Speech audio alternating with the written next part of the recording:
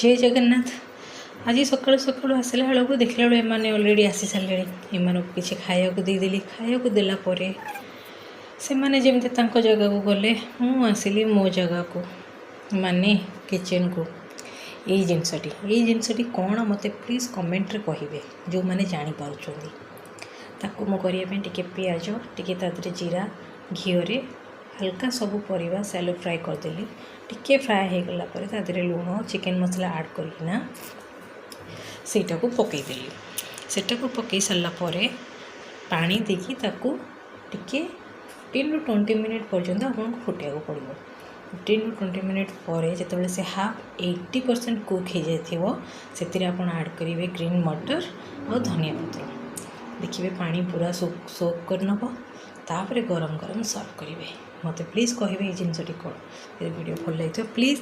Channel को like और subscribe करेंगे।